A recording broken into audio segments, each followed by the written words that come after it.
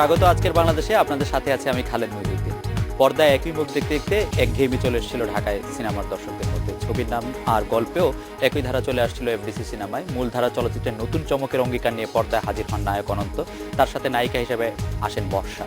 ঢাকায় সিনেমার হলিউডি আবহ আনার চেষ্টায় প্রযোজক হিসেবে নায়ক অনন্ত যে উদার তা তার সিনেমায় ফুটে ওঠে। তবে চূড়ান্ত বিচারে তা কতটা সার্থক হচ্ছে তা নিয়ে কিছুটা মতামত রয়েছে সমালোচকদের মধ্যে। এছাড়া সিনেমা নির্মাণে উন্নত প্রযুক্তির পাশাপাশি হলগুলোর আধুনিকায়নের প্রশ্নটিও বারবার সামনে আসছে। পর্দা ও বাস্তবের জুটি অনন্ত ও বর্ষার সাথে এসব বিষয় নিয়েই কথা হবে আজকের বাংলাদেশে। সিনেমা নিয়ে তাদের স্বপ্ন আর বাস্তবতার সব কথা জানবো, আলাপচারিতার ফাঁকে খুঁজবো কিছু প্রশ্নের উত্তর। আমাদের সিনেমায় তারকা সংকটের কারণ কি? ঢাকায় সিনেমার বিশ্বায়নের পথে বাধা কি? সিনেমায় নতুন প্রযোজক আসার হার কম কেন? প্রেক্ষাগৃহের আধুনিকায়নে অগ্রগতি না থাকার কারণ কি? জানিয়ে রাখি, আজকের বাংলাদেশে আপনার মতামত প্রশ্ন পাঠাতে এসএমএস করতে পারবেন। এসএমএস পাঠানোর নিয়ম একেবি লিখে স্পেস দিন, লিখুন আপনার নাম, স্পেস দিয়ে লিখুন আপনার মতামত প্রশ্নটি যে কোনো মোবাইল ফোন থেকে পাঠিয়ে দিন 123 দিয়ে এই নম্বরে। এছাড়া ইমেল করতে পারবেন akb@independent24.tv। ঠিকানা লিখতে পারেন ফেসবুক ও টুইটারেও। আগেই বলেছি, আজ আমাদের স্টুডিওতে আছেন আমাদের অনন্ত, আছেন বর্ষা। অনন্ত, আপনি একজন সফল ব্যবসায়ী। আপনার চলচ্চিত্র আসার সিদ্ধান্তটা ব্যবসায়িক দৃষ্টিকোণ থেকে কতটা সঠিক সিদ্ধান্ত হয়েছে? যদি বলি অ্যাট প্রেজেন্ট ব্যবসায়ী দৃষ্টিকোণ থেকে, তাহলে বলবো একদমই ঠিক নয়। আর যদি বলি আমি একজন দায়িত্ববান মানুষ হিসাবে, এটা আমি বলবো আমি সঠিক করেছি। দায়িত্ববান মানুষ হিসাবে ব্যবসায়িক দৃষ্টিকোণ থেকে এটা ঠিক না। আপনাকে জানিয়ে রাখি অনন্ত বর্ষা, আমরা সরাসরি আপনাদের সঙ্গে কথা বলবো চট্টগ্রাম থেকে ঝুমুর সিনেমা হলের মালিক ও ম্যানেজার নিজামুদ্দিন, খুলনা ও সিলেট থেকে সিনেমা দর্শক এনামুল হক ও গুলজার আহমেদের সাথে। আপনাদেরও স্বাগত। অনন্ত, আপনি বলছেন যে ব্যবসায়ী হিসাবে আপনার সিদ্ধান্তটা ততটা ঠিক হয়নি, কিন্তু একজন দায়িত্ববান মানুষ হিসাবে এটা ঠিক হয়েছে। বর্ষা, আপনি চলচ্চিত্রে আসার সিদ্ধান্তটা কতটা সঠিক মনে করেন? আপনি যদিও চলচ্চিত্রই বোধহয় আপনার প্রথম পেশা এই পর্যন্ত, এটা কতটা সঠিক হয়েছে সিদ্ধান্তটা? আসলে খুব বেশি দিন হয়নি, মাত্র মোস্ট ওয়েলকাম তো আমার থার্ড মুভি। সো সেই ক্ষেত্রে আমি যতটুকু আমি সফলতা পেয়েছি আমার 3টা মুভি দিয়ে, সেই ক্ষেত্রে আমি মনে করি যে বর্তমান সময়ে আসলে কি বলবো, নিজের প্রশংসা নিজের মুখে করাটা একদমই উচিত নয়, সে কথাটা আমি খুব বিশ্বাস করি। তারপরেও যেটা বলছি, বর্তমান সময়ে শিল্পী সংকট কিন্তু খুবই অবস্থা আমাদের ইন্ডাস্ট্রি যেটা চলছে। সো আমি যেটা মনে করি, কিছু অডিয়েন্সের কাছ কিছু কমেন্ট থেকে আমার যেটা শোনা, মানুষ বলেছে যে এখনকার যে অবস্থা, হিরো হিরোইন যেটাই বলি না কেন, একদমই খুবই সংকট। সো আমার মনে হয় এই সময় আমি পারফেক্ট আছি, আপনার চলচ্চিত্রে আসাটা সিদ্ধান্তটা ঠিক আছে। অনন্ত, ছবিতে যে প্রযোজনায় বা ছবি নির্মাণে যে আসলেন, ছবিতে অভিনয় যে আসলেন, সেই সিদ্ধান্ত নেওয়ার একটু পটভূমিটা আমাদেরকে একটু বলেন।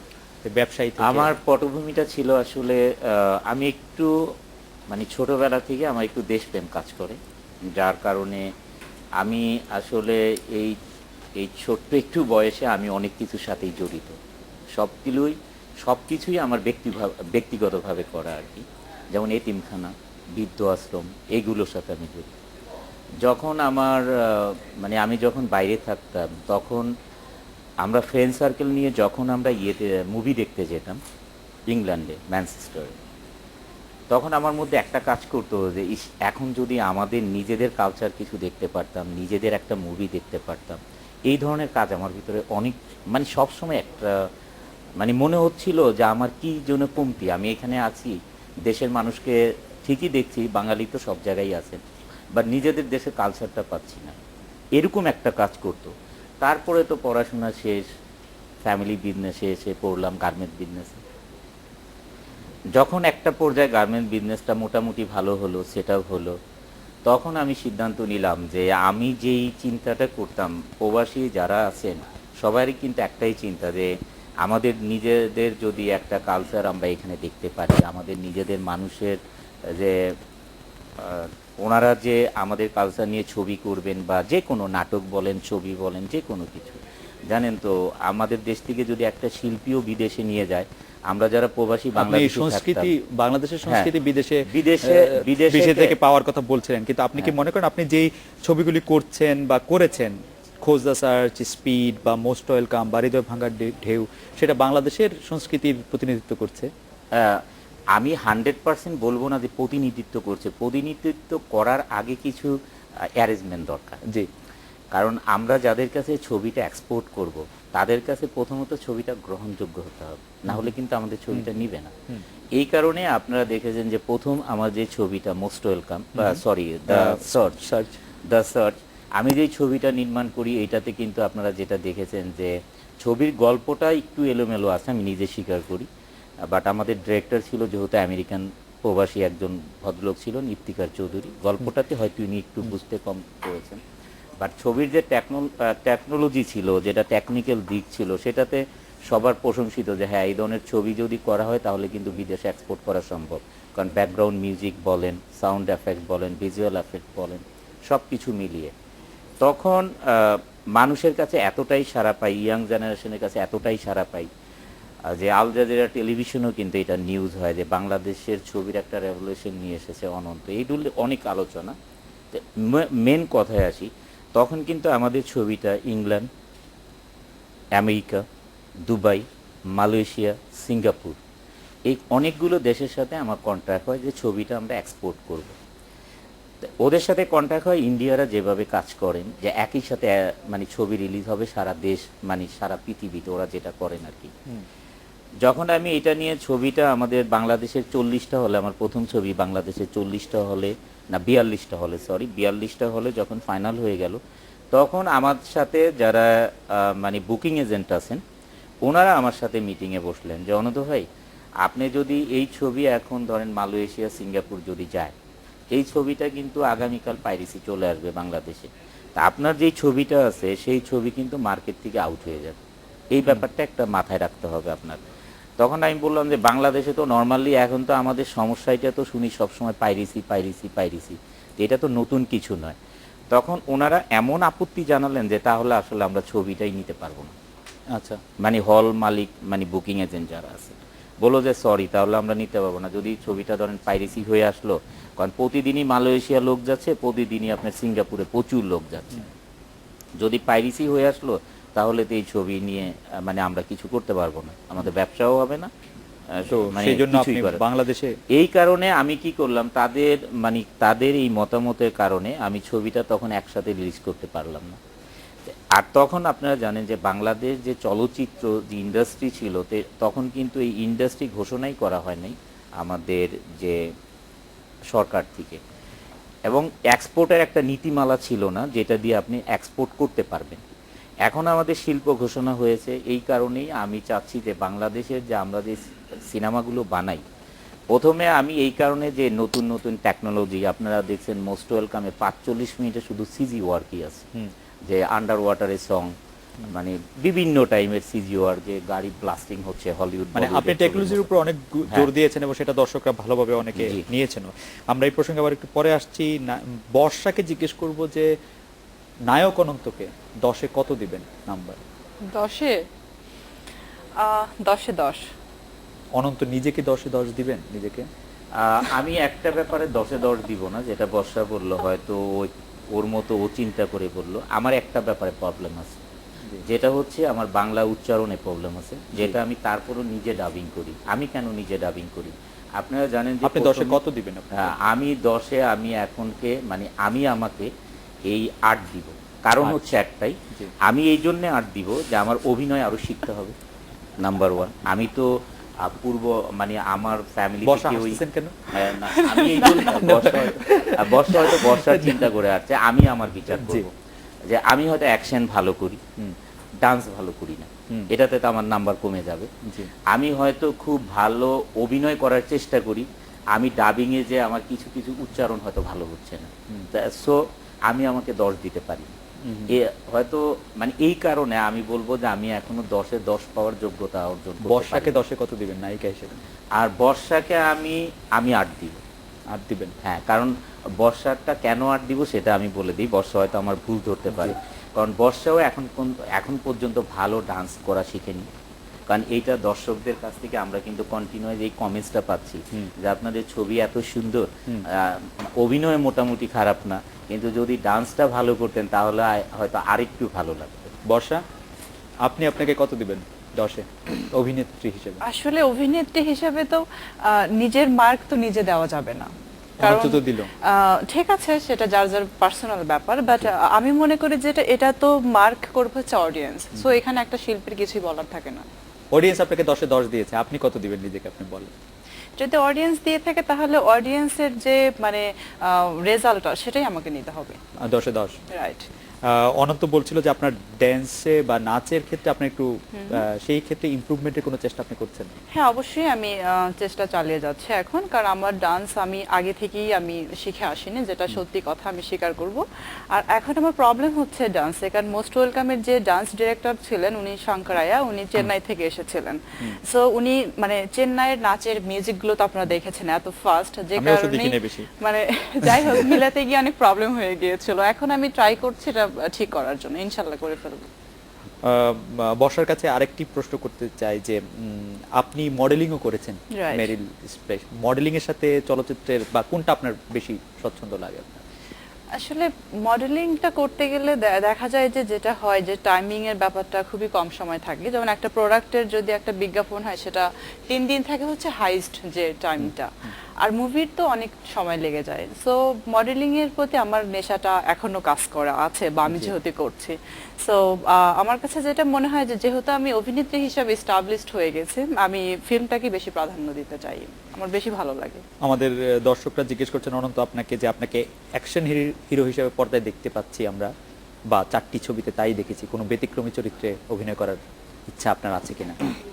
অ্যাকশন চরিত্রে তো আসলে আমিও কিন্তু ডিফারেন্ট ক্যারেক্টারই করেছি, মানে এক টাইপের না, যদিও অ্যাকশন মুভিগুলি হয়ে থাকে।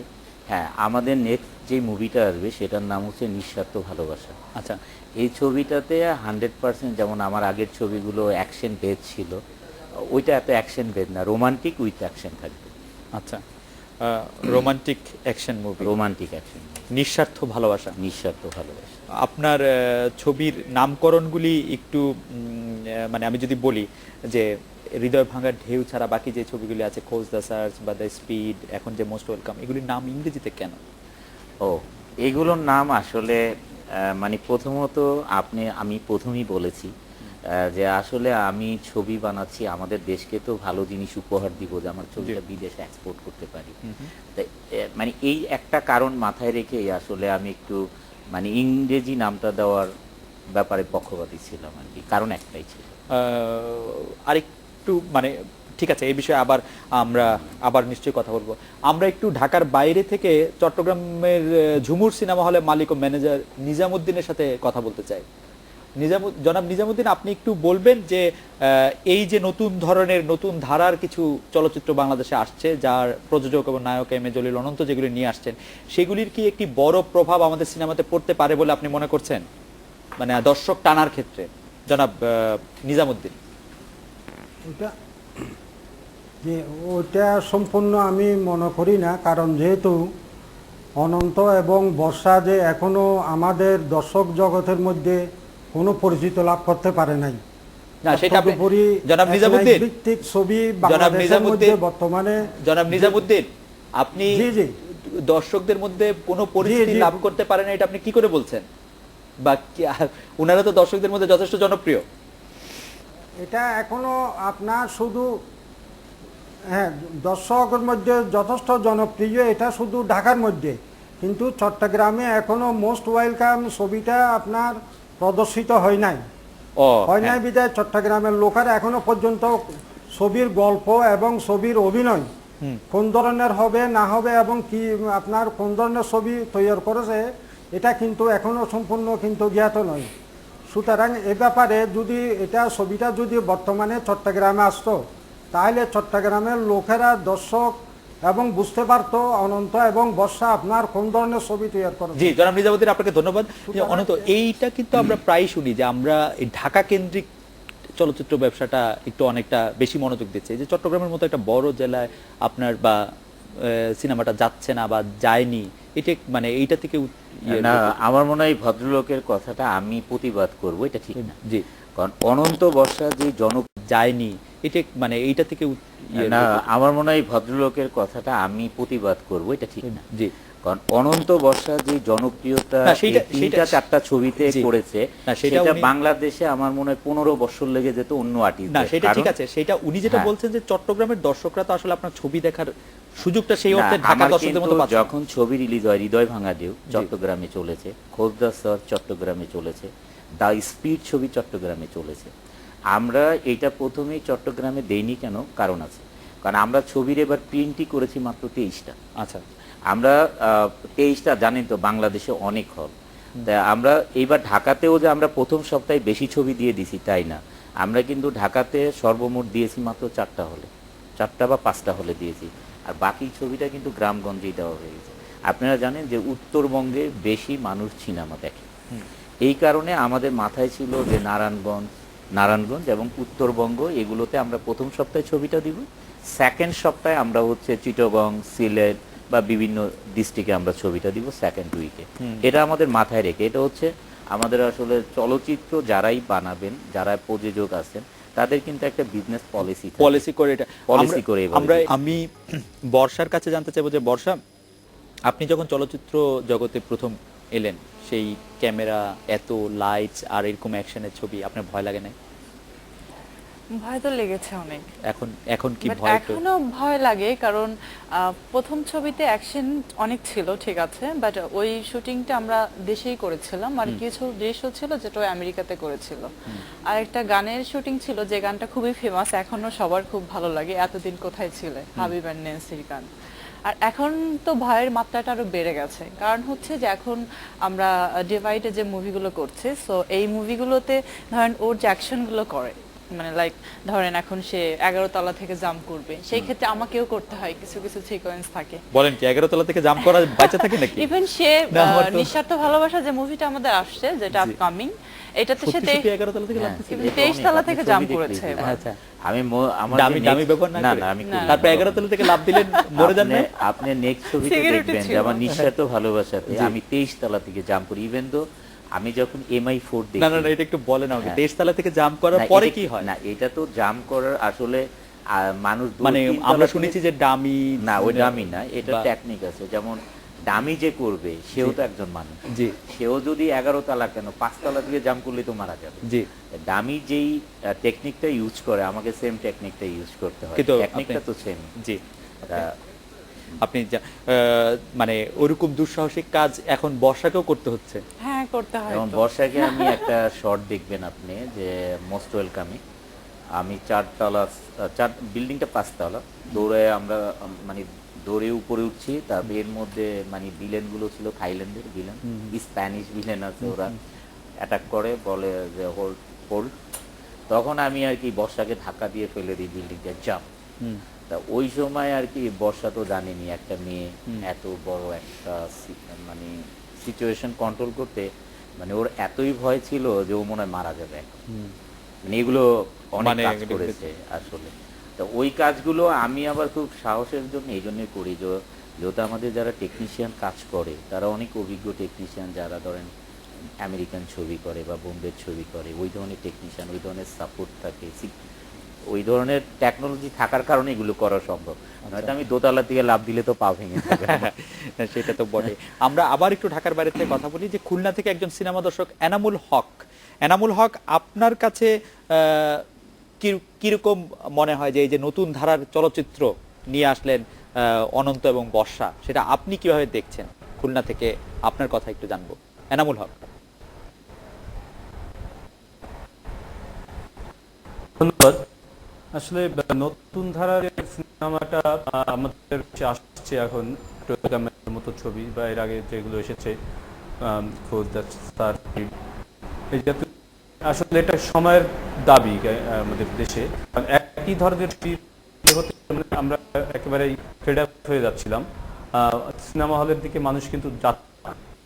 হ্যাঁ, তো এই ধরনের ছবি যদি আরো বেশি বেশি হয়, আসলে বেশি বেশি হওয়া দেশে এই ধরনের ছবি প্রদর্শনের জন্য এনামুল যে হক, ধরনের- এনামুল হক, আপনার কথা আমরা একটু অস্পষ্ট শুনতে পাচ্ছি। আমরা আপনার সাথে আবার কথা বলবো, বরং আমরা একটু সিলেট থেকে ঘুরে আসি। সিলেট থেকে মানে আরেকজন দর্শক আমাদের সঙ্গে আছেন, সিনেমার দর্শক গুলজার আহমেদ। গুলজার আহমেদ, আপনি একটু বলবেন যে এই সব ছবিগুলি, অনন্ত বর্ষা যেই ধরনের ছবি, অ্যাকশনধর্মী ছবি আমাদের এখানে নিয়ে আসছেন, তা আপনি কিভাবে দেখছেন বা এই ছবির মূল্যায়ন আপনি কিভাবে করবেন?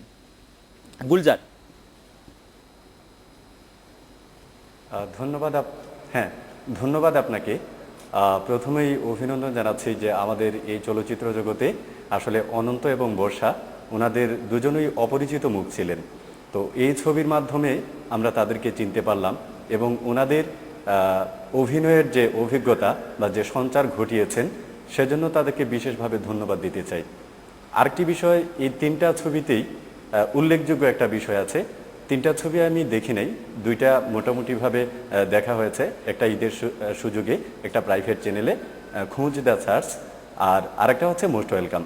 তো এই দুইটা ছবি দেখার ফলে আমার ধারণাটা সম্পূর্ণ পাল্টে গেল যে আমাদের দেশের প্রযোজকরা এখনও প্রচুর টাকা পয়সা খরচ করে, প্রচুর ইনভেস্ট করে আমাদের দেশের জন্য, আমাদের এই সংস্কৃতিকে ধরে রাখার জন্য, প্রেক্ষাপট চেঞ্জ করার জন্য বড় সাহস দেখান। সেজন্য মোস্ট ওয়েলকাম। আর আরেকটা জিনিস হচ্ছে যে এই ছবিগুলোতে যে প্রযুক্তির ব্যবহার করা হয়েছে, যা আমরা বাংলাদেশে কখনো কল্পনাও করি না, সেটা একটা বড় বিষয় এবং ওনাদের প্রশংসার যোগ্য অবশ্যই। সেই সাথে লোকেশন সিলেকশন, স্ক্রিপ্টিং সব কিছু ভালো। একটা বিষয় আমি বলতে চাচ্ছি, গুলজার আপনাকে, গুলজার আপনাকে ধন্যবাদ। আপনি অনেক গুছিয়ে বলেছেন। আমি আবারও চট্টগ্রাম থেকে ঝুমুর সিনেমা হলের মালিক ও ম্যানেজার নিজামুদ্দিনের কাছে জানতে চাইবো, জনাব নিজামুদ্দিন, আপনি কি মনে করেন ভালো ছবির প্রসারে ভালো হল এবং হলের ভিতরের যে অবকাঠামো, তার উন্নয়ন হওয়া খুব জরুরি, এবং সেটি করতে কিভাবে মানে একটি পরিকল্পনা নেওয়া যেতে পারে?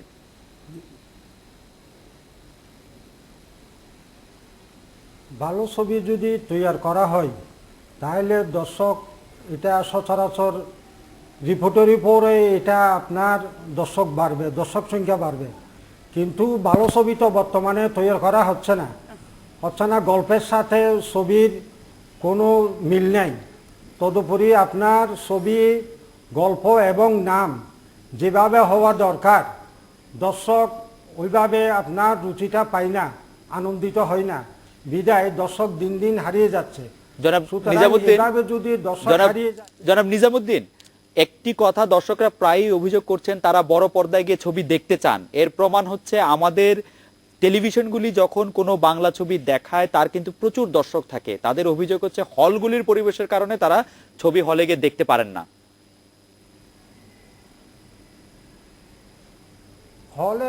হলের পরিবেশ বর্তমানে যে অবস্থায় আছে, ওই অবস্থার মধ্যে মোটামুটি পরিবেশ অনেক ভালো। কিন্তু ছবির মধ্যে যে সমস্ত ছবি আমাদের দেশে তৈরি হচ্ছে, ছবি দেখে অনেকে বিরূপ মন্তব্য করে, আপনার দর্শক সংখ্যা বেড়েই যায়। যার পরিপ্রেক্ষিতে দর্শক একবার যদি ছবি দেখে, দ্বিতীয়বার আর কোনো আগ্রহ প্রকাশ করে না ছবি দেখার জন্য। জনাব নিজামুদ্দিন, আপনাকে অনেক ধন্যবাদ। অনন্ত, আবার আপনার কাছে ফিরে আসি যে মানে এইটা আমাদের গবেষক দলের এবং আমাদের দর্শকদেরও প্রশ্ন যে আপনি চলচ্চিত্রটি যেহেতু প্রযোজনা করছেন, নায়ক হিসেবে আপনি থাকছেন, এইটার কখনো কোনো ব্যতিক্রম হতে পারে কিনা? আপনি কি নায়ক হিসেবে অন্য কাউকে আপনার চলচ্চিত্রে ভাবেন বা ভাবছেন? হ্যাঁ, আপনি কিন্তু মোস্ট ওয়েলকামে শুধু আমি একাই নায়ক না, বাপ্পারাজ ছিলেন, অন্য আরেকটা নায়িকা ছিলেন। আর সেকেন্ডলি, আমি তো জানেন যে ব্যবসায়ী মানুষ, আমরা যে চলচ্চিত্রগুলো করলাম সেগুলো কিন্তু আমি চলচ্চিত্রর কিছুটা মানে ভালো দিক দর্শককে দেখানোর জন্যই কিন্তু আমার এত বেশি বেশি চলচ্চিত্র করা, যে 3 বছরে আমি 4টা ছবি রিলিজ করি। এটার কারণ একটাই, যে আমি যেই সাহসটা দেখিয়েছি, যেটা নিয়ে আলোচনা হলো যে 11 তলা থেকে জাম্প করো, হেলিকপ্টার ড্রাইভ করা, মানে অনেক বড় বড় অ্যাকশন যেটা কল্পনাই করা যায় না। যেমন আপনাকে যদি একটু বলে, আমাদের একজন দর্শক, ওনার নাম জুলিয়াস, উনি আপনার প্রতি প্রশ্ন করেছেন, অনন্ত ভাইয়ের কাছে প্রশ্ন, উনি কি তার নেক্সট কোনো মুভিতে শাকিব খানকে কাস্টিং করানোর কোনো প্ল্যান করছেন? ওরকম প্রশ্ন আর কি, বা যে কোনো নায়ক সম্পর্কে? অবশ্যই। আমাদের জানেন যে আমাদের মনসুন ফিল্ম নামে একটা প্রতিষ্ঠান আছে আমাদের, আমরা প্ল্যান করেছি যে বাংলাদেশে আমাদের আর্টিস্ট দরকার, আমরা নতুন মুখ দিয়ে আমরা নিজেরা ইনভেস্ট করব, যেটা বাংলাদেশের চলচ্চিত্রের জন্য অবশ্যই ইনভেস্ট করব আমরা, যেটা নতুন নতুন শিল্পী তৈরি হবে এটা আমাদের ছবিতে ইনভেস্ট করব আমরা। প্লাস শাকিব তো অবশ্যই বাংলাদেশের জন্য বলবো একজন মানে মানে আমার চোখে শাকিব হচ্ছে একজন অসাধারণ একজন আর্টিস্ট। সেটা কিভাবে? শাকিব মানুষ জানেন যে আপনি বলিউডে যান আর হলিউডে যান, ইভেন তো ক্যালকাটাতে যান, একটা আর্টিস্টের পক্ষে বছরে 3টা ছবি রিলিজ করাই অসম্ভব একটা ব্যাপার। আর শাকিব বছরে 16টা ছবি রিলিজ করে, তার অভিনীত 16টা ছবি। এটা কিন্তু একটা অসাধারণ একটা ব্যাপার। একটা মানুষ কতটুকু পরিশ্রম করলে 16টা ছবি নির্মাণ করা হয় একটা বছরে। এই ব্যাপারে আমি শাকিবকে কিন্তু অলওয়েজ ধন্যবাদ জানাই এবং প্রযোজকদেরকে বলি যে আপনাদের যে কর্ম মানে পরিচালক এবং যারা প্রোডাকশনে আছেন সবাইকে বলি যে আপনাদের যে কর্মসংস্থানটা, এটা কিন্তু একমাত্র কর্মসংস্থান সফলতা কিন্তু একমাত্র শাকিবকে দিয়ে, বছরে এতগুলো ছবি নিজে অভিনীত করে। আর এই কারণে আমিও আমাদের যে প্রোডাকশন আছে, হয়তো আমাদের প্রোডাকশনে অবশ্যই শাকিব কাজ করবে, অথবা কোনো ছবিতে দেখা যাবে যে আমরা দুইজন মানে গল্প থাকে না যে দুইজন হিরো থাকবে, এরকম গল্পও থাকবে যে শাকিব আমার সাথে কাজ করবে। আমাদের দর্শকরা নিশ্চয়ই এটা জবাব পেয়েছেন। বর্ষা, আপনাকে প্রশ্ন করতে চাই, আপনার মানে আমাদের দেশের ছবির যারা নায়িকা আছেন তাদের কাউকে আপনার হিংসা লাগে? প্রশ্নই আসে না। বোম্বের কোনো ছবির নায়িকা কোনো হিংসা লাগে? তাদের ছবির যারা নায়িকা আছেন তাদের কাউকে আপনার হিংসা লাগে? প্রশ্নই আসে না। বোম্বের কোনো ছবির নায়িকা কোনো হিংসা লাগে? তাদেরকে কেন হিংসা লাগবে? আসলে শুধু আমি যদি কোনো মানে আপনার মধ্যে কোনো হিংসা নাই? না, হিংসাটা আছে, বাট আমার কাছে হিরোইনদেরকে নিয়ে হিংসাটা কেন থাকবে? আপনি কারো মতো হতে চান এরকম কেউ আছে? অবশ্যই। আমার কারিনা কাপুরের আমি ভীষণ ফ্যান। আচ্ছা। আমি কারিনা কাপুরকে অনেক ফলো করি। আচ্ছা। শুধু মানে ওর মতো নাচটা শিখলেই আমার মনে হয় আমি ঠিক আছি। আমরা আশা করব যে বর্ষা খুব শীঘ্রই কারিনা কাপুরের মতো নাচতে শিখবেন। আমরা একটা বিরতি নিচ্ছি। অনন্ত, আপনার কাছেও বিরতির আগে যে বর্ষাকে যে প্রশ্ন করেছিলাম সেই একই রকম প্রশ্ন করব যে ঢাকার ফিল্মে অভিনয় করেন এরকম কারোর সাথে আপনি তীব্র প্রতিদ্বন্দ্বিতা অনুভব করেন কিনা, বা কাউকে এরকম ফলো করতে চান কিনা আগের পরে?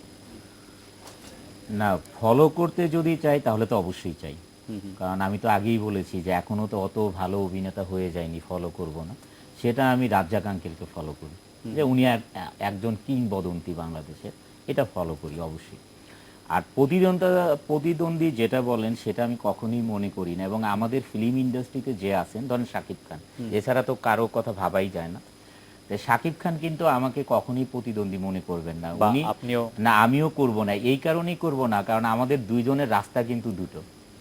আমার কিন্তু একটাই প্রথম থেকেই প্ল্যান যে আমি এডুকেটেড সমাজকে হলে ফিরিয়ে আনবো, এই জন্যে অন্য মানে আধুনিক প্রযুক্তিতে ছবি করি, যার কারণে আমার অডিয়েন্স আপনারা দেখবেন যে সমস্ত ভার্সিটি বলেন, কলেজ বলেন, ইভেন স্কুল ছাত্র বলেন, আমাদের অডিয়েন্স যেটা এখন হলমুখী হয়ে গেছে। যারা একদিন বাংলা ছবি নিয়ে কথা বলতো, বাংলা ছবি বলে মানে অন্য ধরনের একটা বিরূপ প্রতিক্রিয়া তাদের মধ্যে ছিল এবং হাসাহাসি করতো, তারা এখন যে দেখেন বলাকা সিনেমা হলে দেখেন, সিনেপ্লেক্সে দেখেন বা মধুমিতা দেখেন, তারা কিন্তু এই ছবির টিকিট পাচ্ছে না এখন, সব এডুকেটেড ছেলে মেয়ে। আর শাকিবের ব্যাপারটা আমি বলবো, আমি প্রথমেই বলেছি ইন্ডাস্ট্রির জন্য হি ইজ ভেরি গুড, একজন ভালো অভিনেতা। আমরা যদি আপনার বিকল্প, আপনি যে ধরনের ছবি করছেন তার বিকল্প আপনি যদি না করেন তা কাকে ভাবেন? আমার বিকল্প এখন বাংলাদেশে কেউ তৈরি হয়নি, কারণ আমি যেই ধরনের ছবি করি এটা যারা ছবি দেখেছে এবং ইন্ডাস্ট্রিতেও আপনি শুনবেন যে অনন্তর বিকল্প এখনো তৈরি হয়নি। এই জন্য কারণ আমার মতো অ্যাকশন হিরো কিন্তু এখন নেই। আর একটা কথা, অ্যাকশন কিন্তু দুই ধরনের হয়। একটা হচ্ছে আপনি পর্দার সামনে দেখালেন অ্যাকশন করছি, আপনার ডামি অ্যাকশনগুলো করে দিল, আপনি ফেসটা দিয়ে একটু নাড়াচাড়া করে দিল। আর আরেকটা অ্যাকশন হচ্ছে রিয়েল অ্যাকশনটা করা, যেটা হলিউড বা বলিউডের মুভিতে দেখেন যে 11 তলা থেকে জাম দিবেন, 5 তলা থেকে জাম দিবেন। এই হিরো কিন্তু এখন বাংলাদেশে হয়। এই রকম হিরো হতে হলে কি মানে কি এই উপদেশ ধরনের আপনার হিরো হতে তরুণদের? হলে আপনার অনেকগুলো প্র্যাকটিসের ব্যাপার আছে। নাম্বার 1 তার ফিটনেস ভালো থাকতে হবে, অলওয়েজ মার্শাল আর্ট প্র্যাকটিস করতে হবে নাম্বার 1। নাম্বার 2 তার জিম তো প্রতিদিন জিমে যেতে হবে। তার সেকেন্ডলি তার ফুড কন্ট্রোল করতে হবে। থার্ডলি তার সাহসটা বাড়াতে হবে, যেটা আমি কিছুদিন আগে ইমনকে বলেছিলাম। ইমন যখন ছবি দেখতে যায় আমাকে বলে, ভাইয়া আমরা 13 জন ফ্রেন্ড মিলে আপনার মোস্ট ওয়েলকাম দেখতে যাচ্ছি, ইমন আমাদের হিরো। তখন আমি বললাম যে তুমি শুধু ছবি দেখো না, ছবি দেখে এসে আমাকে একটা ব্যাপারে ফোন করো, যে আমি যেই কাজগুলো করেছি, তুমি একটা হিরো হিসেবে অবশ্যই বুঝেছো যে একটা হিরো হিসাবে যেই কাজগুলো অবশ্যই অনন্ত ভাইয়ের করা, কারণ তুমিও যদি একটা অ্যাকশন করো তুমি জানো যে তোমার স্পিডে ব্যাক চলে যাবে, ফ্রন্টে তুমি আস্তে করে এসে একটা শট দিবা। আর আমি যে জাম দিচ্ছি 11 তলার থেকে আর 5 তলার থেকে, যেটা থেকে একটা 35 ফিট উপরে আমি একটা হুন্ডা দিয়ে জাম্প করি, আপনার মোস্ট ওয়েলকাম, আপনার স্লো মোশনে দেখতে পারবেন, টু ডেঞ্জারাস শট এগুলো। তো এগুলো তুমি এগুলি পারবা কিভাবে কিনা? practice করেছেন? মানে এগুলো প্র্যাকটিসটা আসলে দুইটা ব্যাপার আছে, একটা ব্যাপার হচ্ছে প্র্যাকটিস, আরেকটা হচ্ছে সাহস, আরেকটা হচ্ছে টেকনোলজি। টেকনোলজি। আচ্ছা, আমরা একটু যে খুলনার যেই দর্শকের কথা আমরা ভালোভাবে শুনতে পাইনি, সেই এনামুল হকের সাথে কথা বলি। এনামুল হক, আপনার কাছে এই যে অনন্ত যে নাটকে সিনেমায় যে স্টান্টগুলি দেখাচ্ছেন সেগুলি আপনার কাছে কেমন লেগেছে এনামুল হক? জি, স্ট্যান্ড কিন্তু বিষয় হচ্ছে যে ভালোমুখী করতে হবে। স্ট্যান্ড বাংলাদেশে এখন উনি যে ধরনের ছবি করছেন, এই ধরনের ছবি আসলে নতুনত্ব আছে ছবি, মানে এই ধরনের ছবিকে কিন্তু হলমুখী যদি দর্শক না আনা যায়, হলমুখী দর্শক আনতে গেলে আমাদের হলের পরিবেশ ভালো করতে হবে, এই ছবিগুলো প্রচার করাতে হবে। যেমন আমরা যদি দেখি যে এনামুল হক, আমরা আসলে দুঃখিত, আপনার কথা আমরা আসলে ভালো শুনতে পাচ্ছি না। মানে খুব প্রযুক্তির আলাপ হচ্ছে, কিন্তু প্রযুক্তি আমাদের খুব বেশি সাহায্য করছে বলে মনে হচ্ছে না। তো বর্ষা যা বলছিলেন যে নায়ক হতে গেলে খুব সাহস, শারীরিক ফিটনেস, অনন্ত যা বলছিলেন, নায়িকা হতে গেলে সবচেয়ে বেশি কি দরকার, কি মানে কোন জিনিসটা বা কোন জিনিসগুলি সবচেয়ে বেশি পরিমাণে জানা দরকার? সবকিছুই দরকার হয়, আর মেইনলি তিনটা জিনিস আমার কাছে মনে হয় যে যদি থাকে তাহলে সে একজন পারফেক্ট অভিনেত্রী বা হিরোইন হতে পারে। নাম্বার ওয়ান হচ্ছে সে যদি মুভিতে অ্যাক্টিং করতে চায় তার ফিটনেসটাকে ঠিক রাখতে হবে, নাম্বার ওয়ান। অ্যান্ড সেকেন্ডলি যেটা হচ্ছে যে তার অ্যাক্টিং তো মাস্ট, অ্যান্ড থার্ড হচ্ছে ডান্স, যেটা আমি ডান্সে অনেক কাঁচা। মানে তার ভালো ফিটনেস থাকতে হবে Right. এবং সে ভালো অভিনয় জানতে হ্যাঁ, হবে। যেটা এবং ইন্টারন্যাশনালি যেটা হয়ে আসছে, আমরা যেটা দেখি বলিউড বলেন হলিউড বলেন, হিরোইনগুলোকে যেরকম দেখা যায় তাদের ফিটনেসটা কিন্তু মানে খুবই চমৎকার, ঠিক মানে যেটা ভীষণ দেখতে খুবই ভালো লাগে। আর একটা জিনিস এখন স্ক্রিনে ওয়ার্ড দেখাচ্ছে একটা হিরোইনকে, সেটা নিশ্চয়ই কারোরই ভালো লাগবে না। সো আমি এটাকে খুব প্রাধান্য দিই, ফিটনেসটা খুব ইম্পর্ট্যান্ট। এবং এই ফিটনেসটা ধরে রাখার জন্য আপনাকে কি অনেক কষ্ট করতে হয়? আমাকে না কোনো কষ্ট করতে হয় না, আসলে আমার যে ফিটনেসটা গড গিফটেড। আচ্ছা। কারণ আমি একদমই খাওয়া সবকিছুই খাই। অনেকে আমাকে বলে, বর্ষা আপু আপনি রেগুলার জিমে যান রাইট, আপনি অনেক খাবার দাবার মেনটেন করে খান। আমি বলি যে না, আমি সবকিছুই খাই, আমি কোনো জিমও করি না, গড গিফটেড, আল্লাহ তাআলা দিয়েছেন আমাকে। অনন্তের কি হচ্ছে আপনার? আপনার প্রতি আমি সপ্তাহে আসলে 6 দিনই জিম মানে এক্সারসাইজ করি। এটা আমার, আমি মানে একদিন যে করি না ওদিন মনে হয় যে আমার অস্বস্তি লাগে, মানে অসুস্থ আমি। সেটা কি অনেক দিন ধরে না ছবিতে না, আসা? এটা অনেক দিন ধরে, আমি মিনিমাম মোর দ্যান 10 ইয়ার্স আমি এক্সারসাইজ করি। তবে আমি খোঁজদার সার্চে আমি একটা জায়গায় কিন্তু মোটা হয়ে গিয়েছিলাম, কারণ হচ্ছে হলো, এবং স্পিডও কয়েকটা শটে আপনার মনে হয় দেখেছেন যে আমি মোটা হয়েছিলাম একটু, কারণ হচ্ছে আমি অ্যাক্সিডেন্ট করেছিলাম খোঁজদার সার্চে, আমি ঘোড়া থেকে পড়ে গিয়ে আমার লিগামেন্ট ছিঁড়ে যায়। আচ্ছা। ওইটার কারণে আমি অনেকদিন এক্সারসাইজ করতে পারিনি। প্লাস হচ্ছে আমি যখন আপনার দ্য স্পিডে শুটিং করি, ওই শুটিং করতে গিয়ে আমি ওই সমস্ত ফাইটার ছিল হংকংয়ের, এবং ফাইট ডাইরেক্টর ছিল হংকংয়ের উইলিয়াম, যে জ্যাকি চ্যানের ছবিগুলো নর্মালি করে, 200-300 ছবি করেছে জ্যাকি চ্যানের।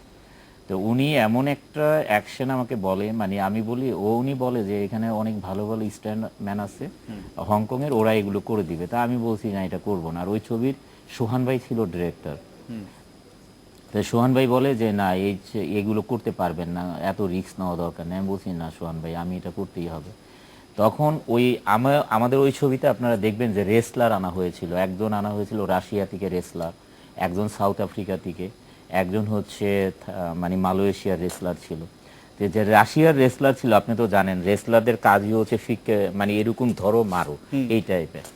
তো ও আমাকে ওই পুত্রাজয়ের শুটিংটা ছিল, তো ও আমাকে জাস্ট মানে, ওরা আসলে শুটিংয়ে অভ্যস্ত না, ওরা তো জানেন রেসলিং করে, তা আমাকে এইভাবে ধরে ও এরকম করে মেরে দিল আর কি।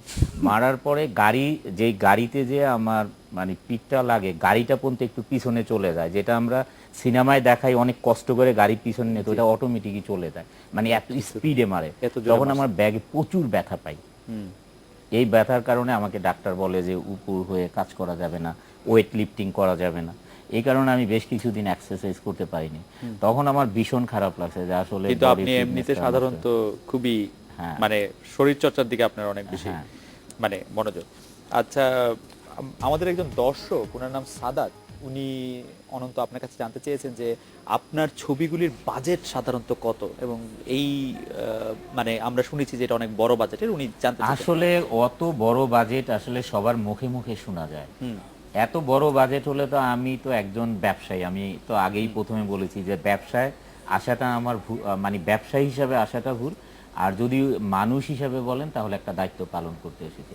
অবশ্যই আমি একজন ব্যবসায়ী হিসাবে এত বড় বাজেট এখানে ইনভেস্ট করব না যেটা টাকাটা আমার রিটার্ন আসবে না। এটা হয়তো মানুষের মুখে মুখে দেখা গেছে যে টেকনোলজি ডিফারেন্ট, যেটা বাংলাদেশি চলচ্চিত্রে দেখেনি, দেখা গেছে লোকেশনটা ডিফারেন্ট, এই কারণে মুখে মুখে হয়ে গেছে যে এই চলচ্চিত্রের বোধহয় অনেক বড় বাজেট, এটা মুখে মুখে হয়ে গেছে। বর্ষা, আপনার কাছে যদি আমরা একটু স্বল্পমেয়াদী এবং দীর্ঘমেয়াদী ভবিষ্যৎটার কথা জানতে চাই, যে আপনি 2 বছর পরে নিজেকে কোথায় দেখেন, 5 বছর পরে কোথায় দেখেন, 10 বছর পরে কোথায় দেখেন, বা কি দেখতে চান? 2 বছর পরের কথা প্রথমে বলে নিই, কারণ 2 বছর আগে মানে যেটা চলে গেছে পাস্ট, আমি এরকমই মানে আমার মনে হয় আমাকে দেখতে কোনো পরিবর্তন আসেনি, বাট পজিশনের জায়গাটা একটু মানে 2 বছর ধরে আপনি একই রকম আছেন, রাইট? আপনি আরো 20 বছর ধরে একই রকম থাকবেন আমরা আশা করছি, কোনো অসুবিধা নেই। জি, আর 2 বছর পরে আপনি কোথায় দেখছেন নিজেকে? ফিটনেসের কথাটা আমি গ্যারান্টি দিয়ে বলতে পারি আমি এরকমই থাকবে। আর অভিনেত্রী হিসেবে যেটা মানে এখনকার যে অবস্থান যে যেটা হারে আছে 11 তলা 23 তলা থেকে লাফটাপ দিচ্ছেন, ঠিক অ্যাঞ্জেলিনা জলির জায়গায় পৌঁছে যাবো। আর অভিনেত্রী হিসেবে আমি সেটাই বলতে চাচ্ছিলাম যে এখন যে অবস্থানটা আছে আমাদের ইন্ডাস্ট্রিতে হিরোইনদের মধ্যে যেটাই যতটুকুই আছে, সো আমি আমার সর্বোচ্চ দিয়ে আমি আমার জায়গায় বেস্ট থাকতে চাই। আপনি জায়গায় সো এটা দেখা যাক। আর 5 বছর পরে সেটা এখনো আমি ঠিক ডিসাইড করতে পারছি বা না। আপনি চিন্তা সেভাবে ভবিষ্যতে না, 5 বছর এটা নিশ্চয় চিন্তা করেন নাই, 10 বছর এটা কি করছেন, মানে বাদ দিয়ে একটা 10 বছর পরে তো মা হয়ে যাব। যাকে এটা একটা ভালো জিনিস জানা গেল যে এটা ইয়ার পরিকল্পনা। অনন্ত, আপনি আসলে আপনাকে যদি এরকম একটা প্রশ্ন করি যে ভবিষ্যৎ পরিকল্পনা 2, 5, 10 বছরে আপনার কোনো এরকম নির্দিষ্ট পরিকল্পনা আছে? ওই ধরনের তো পরিকল্পনা নাই যে 2 বছর পর আমি এটা করবো, এটা যেটা বিজনেসম্যান সময় আমার খুব কাজ করতো, জি, এটা খুবই কাজ করতো আমাকে।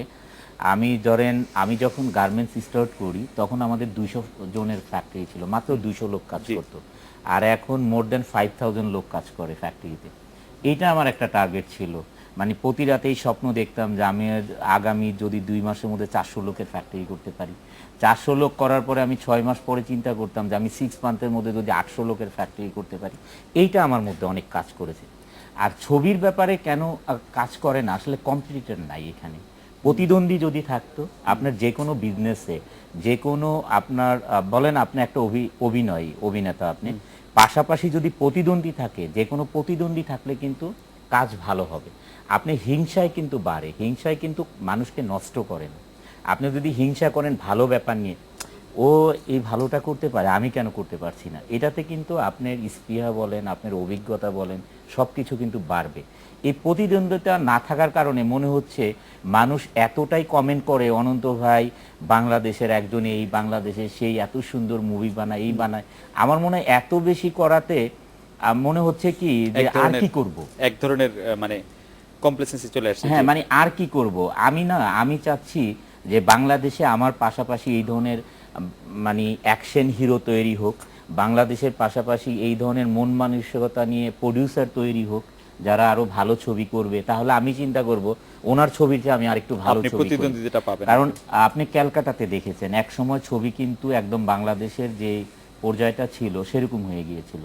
এখন কিন্তু ক্যালকাটা একটা কম্পিটিশন লেগে গিয়েছে যে আমি এই জায়গায় ছবি করব, সে আরেক জায়গায় ছবি করবে।